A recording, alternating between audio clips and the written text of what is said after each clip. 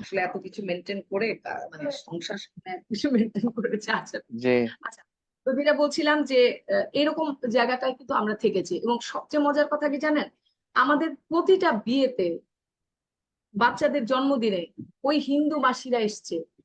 আমাদের প্রতিটা বিয়েতে, ভাই বোনের প্রতিটা বিয়েতে ওই হিন্দু মাসিরা কিন্তু এসে নানা রকম কাজ করেছে, আমাদের গায়ে হলুদ দিয়েছে, প্রতিটা বিয়ের প্রতিটা অনুষ্ঠানে তারা কিন্তু অংশগ্রহণ করেছে।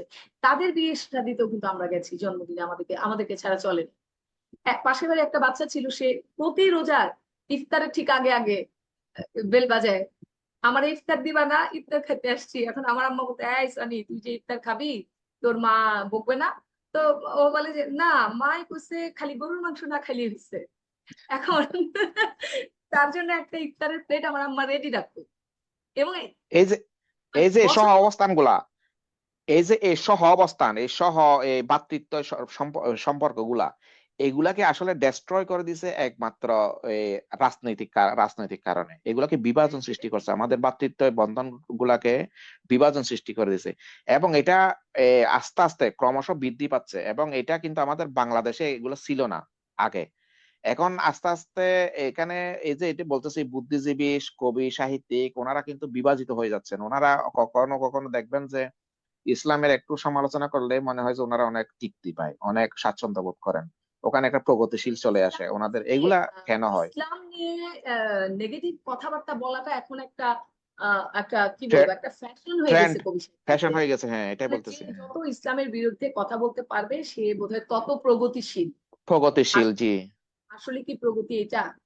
মানে এটা তো নিজের না। বাপদাদার ধর্মের বাইরে কথা বলাটা কি আপনি আপনি সমালোচনা করতে পারেন আপনার ধর্মের, এই জিনিসগুলো সংস্কার করা উচিত, এই জিনিসগুলো আমাদেরকে আরেকটু এইভাবে নেওয়া উচিত বা এইভাবে করা উচিত, সেটা সমালোচনা করতে পারেন। কিন্তু আমাকে এই যে কিছুদিন আগে এই 24-এর পরে আমরা একসাথে আবৃত্তি করতাম, আমাদের সিনিয়র আপা হবেন, শ্রোত আবৃত্তি সংসদে, এখন আমেরিকায় থাকেন। আমি শুধু লিখেছিলাম যে হজরত মোহাম্মদ সাল্লাল্লাহু আলাইহি ওয়াসাল্লামের মতো একজন আহ আহ, মা- মা- মহামানবকে নিয়ে এই ধরনের কথা বলেছেন। কি যেন কথাটা ছিল, যাই হোক, এমন মহাপুরুষ বা এরকম শব্দ ইউজ করেছিলাম। আমাকে এমন ভাবে ধরলেন যে হজরত মোহাম্মদ সাল্লাহ ইসলাম হয়েছে তোর কাছে মহামানব, বলার পরে যে শুরু করলেন। জি। তারপরে আমি শুধু একটা কথা বললাম যে আহ, এই প্রগতিশীলদের, যারা আজকে তোমরা এই মহামানবকে নিয়ে এত বড় বড় কথা বলছো, আমি বলে ফেলেছি বলে আমার দোষ, তোমাদের জীবনযাপন প্রণালীর কাহিনী তো আমার জানা। আমি কি বলবো, আমি কি বলবো সেগুলো? এই কথা বলার পরে তিনি অফ হয়েছেন। তাহলে আপনি বলেন যে ইসলাম বিরোধিতাটা কোন জায়গায় গিয়ে মানে জায়গা নিয়েছে? আপনাকে এটাই বলতেছি, প্রগতিশীল হলে আপনাকে ইসলামের বিরুদ্ধে কথা বলতেই হবে। বিরুদ্ধে কি, হ্যাঁ, বিরুদ্ধে কোন একটা অবস্থান আপনি করতে হবে একজন আমাদের। প্রগতিশীল কবি, প্রগতিশীল, হ্যাঁ, তবে ওখানে, আপনি ওখানে গিয়ে প্রগতিশীল ওনাদের সাহিত্যিক। মানে ইসলামের বিরুদ্ধে গিয়ে ওনারা সেকুলারিজম, ওনাদের প্রগতিশীলতা, ওনাদের সবকিছু ওখানে মানে সব রাগ কিন্তু সব ওই ছাড়ার ইসলামের উপর জায়গা দিয়ে ওইটাই। পরে আসে আছে। এগুলা তো কিন্তু ঠিক এবং না। আপনি আপনি এবং ঘরে ঘরে আ- আম- ইসলাম, ঘরে ঘরে ইসলামী রীতিনীতি গুলার প্রচলন নাই, এখন আর জি নাই। নাই। আমি নিজে হুম, দেখেছি, আমি জি যেসব জি। ছাত্রদের পড়িয়েছি, ঘরে গেছি, তাদেরকেও দেখেছি যে বাবা মার অঢেল বিলাস, অঢেল টাকা পয়সা অর্জন করছে, বাবা মা কিন্তু হুজুর দিচ্ছেন, একটা আরবি পড়াচ্ছেন, আর হ্যাঁ হ্যাঁ, বাকিগুলো তো বাদই। একটা আরবি পড়ানোর সাথে কিন্তু অনেক কিছু চলে আসে। চলে আসে, ধরেন ধরেন শাসন অনুশাসন অনেক কিছু আসে। আমাদের সময় মারা ব্যস্ত ছিলেন না, মা ছিলেন হাউস ওয়াইফ, অনেক কিছুই ধর্মের জ্ঞান আমরা মার কাছ থেকেও পেয়েছি। বাবা হয়তো ব্যস্ত ছিলেন, এখন মারাও ব্যস্ত, বাবারাও ব্যস্ত। একজন হুজুর কিন্তু আরবি পড়াতে পড়াতে সে ধর্মের আরো নানা কাহিনী বলে, গল্প বলে, বলে, ইতিহাস গুলো বলে না? হ্যাঁ, জি বলে। ইমাম হোসেনের কাহিনী বলে, হযরত মুহাম্মদ সাল্লাল্লাহু আলাইহি ইসলামের নানা রকম নানা সময়ের কাহিনী বলে। এগুলো কিন্তু আমরা ঘরে বাবা মার কাছে শুনেছি, হুজুরের কাছে শুনেছি। এগুলো তো, এই যে রীতিটা চালু রাখা, এটা আমাদের ঘরে ঘরে ইসলাম পন্থীদের মধ্যে, ইসলামী মানে চিন্তাধারার মধ্যে এখন আর নাই। কিন্তু নাই নাই। দেখেন অন্য ধর্মাবলম্বী সবার মধ্যে আছে। আচ্ছা। একজন সনাতন সকালে উঠে মানে ফুল না দিয়ে স্নান করে, একজন মা ফুল না দিয়ে বা একটা সনাতন ছেলে বা মেয়ে দুর্গা দুর্গা না বলে একটু ফুল না ছিটায় তারা কিন্তু বাইরে যায় না। যায় না, তাহলে এটা ঠিক। মধ্যে সমস্যাটা আমাদের মধ্যেও একটা বড় আমাদের সমস্যার। মধ্যেই আছে।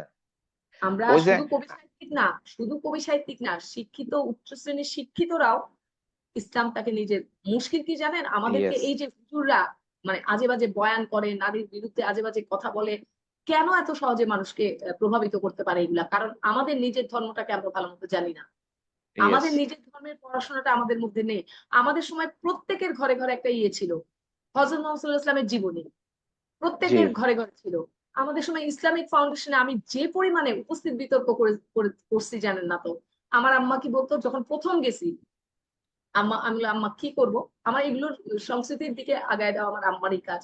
আম্মা তো পুরা বইটা পড়ে ফেল, পুরা বইটা পড়ে ফেলবো মানে, তো কিভাবে টপিক কিভাবে কমন করবে, মানে ইয়ে দিবে, কি যেন লটারির মতো লিখে দিবে একটা বিষয়ে কতগুলো ছুটে দিবে। আম্মা বলে তুই খালি রিডিং পড়, যতটুকু পারিস রিডিং পড়, রিডিং পড়ে যা, গিয়ে দেখবি কমন পড়ে গেছে। আমি তো কমন পড়ে গেছে। জি ভয়ে পড়ছি পড়ছি কিন্তু, এবং তখন যা পড়ছে একদম খুব মন দিয়ে পড়ছি, সেই পড়া কিন্তু এখনো আছে আমার ভিতরে। এবং জি ঠিকই প্রথমবার যখন উপস্থিত বক্তৃতা করতে গেলাম দেখি কি হযরত মুহাম্মদ সাল্লাল্লাহু আলাইহি ওয়াসাল্লামের বাল্যকাল। আমি বলি, আরে এটা কোনো ব্যাপার? তখন কোন ক্লাসে পড়ি, 6 বা 7 হবে খুব বেশি। 5 মিনিট আগে হচ্ছে, 5 মিনিট কতক্ষণে বলবো, পরে দেখি 5 মিনিট সময় কোন দিক দিয়ে চলে গেছে, আমার আরো সময় দরকার। কিন্তু দেখেন এইটার মাধ্যমে কিন্তু আমার ইসলামের অনেক কাহিনী, হযরত মুহাম্মদ সাল্লাল্লাহু আলাইহি ওয়াসাল্লামের জি জীবনের অনেক কাহিনী জানা হয়েছে।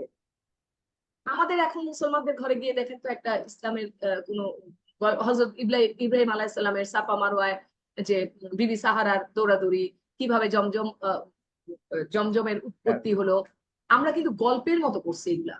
জি এগুলা পড়তে কেউ নিষেধও করে না, এগুলা পড়লে কেউ বলে নাই যে তুমি জঙ্গি হয়ে গেছো। ঘরে ঘরে এই বইগুলা ছিল, এখন কি আছে মুসলমানদের ঘরে নাই ঘরে এই বই? নাই।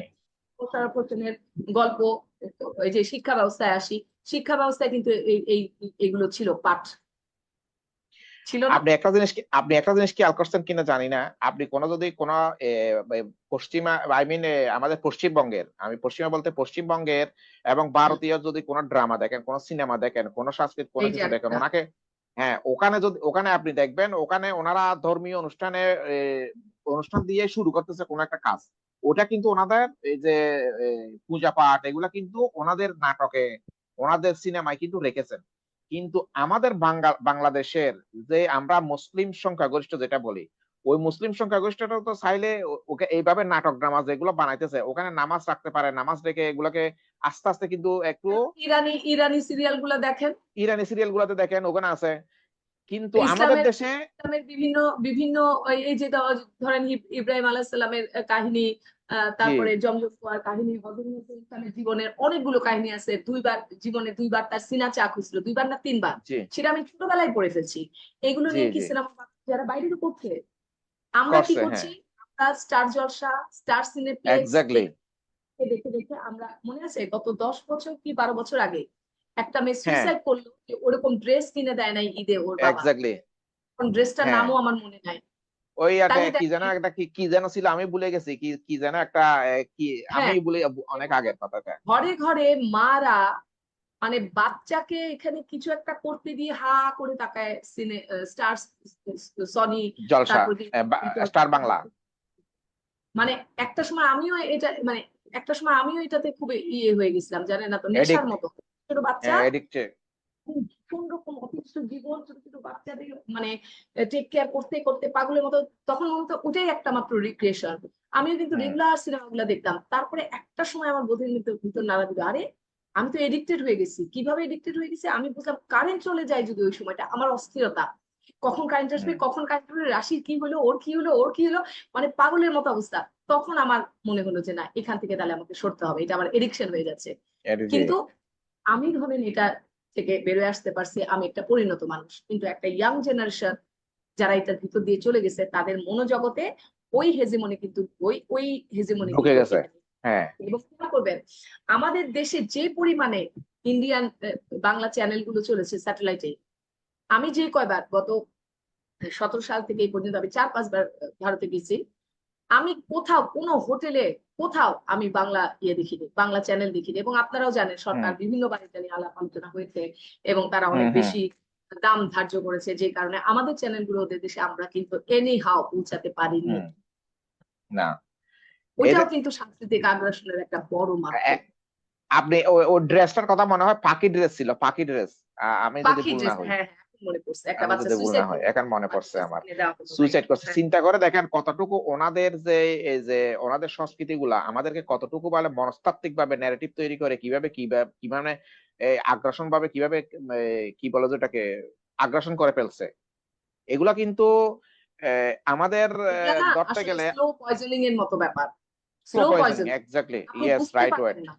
আপনি বুঝতে ইয়েস, পারবেন না, আপনার সামনে প্রচুর জিনিস ছড়ায় দেওয়া হবে, আপনি জি, দেখতে দেখতে শুনতে শুনতে কখন আপনি driven by this kind of hmm, things, এগুলো দিয়ে জি, আপনি আপনার মনোজাগতিক চেঞ্জটা হয়ে যাবে। এবং এই মনোজগৎটাকে পুরাটা চেঞ্জ করে ফেলে ওটাই। এটাকেই কিন্তু খুবই সুচিন্তিত ভাবে করা হচ্ছে, খুব হ্যাঁ, এটা তো সুচিন্তিত। পরিকল্পিত, এটা পরিকল্পিত ধ্বংসযজ্ঞ এটা, 15 বছর এগুলা। আমরা রাজনৈতিক ভাবে দেখছি, হুম, রাজনৈতিক ভাবে দেখছি এই যে জঙ্গি মুসলমান দাড়ি টুপি বলে এই সেই এগুলো রাজনৈতিক ভাবে দেখছি, কিন্তু সাংস্কৃতিক আগ্রাসনটা শুরু হয়েছে কিন্তু খুব নিভৃতে গোপনে বহু বছর নিভৃতে, আগে, বহু বহু বছর আগে আগে থেকে ওনাদের অনেক স্বাধীনতার প্ল্যানিং পর করে। থেকেই, স্বাধীনতার হ্যাঁ, পর থেকেই পর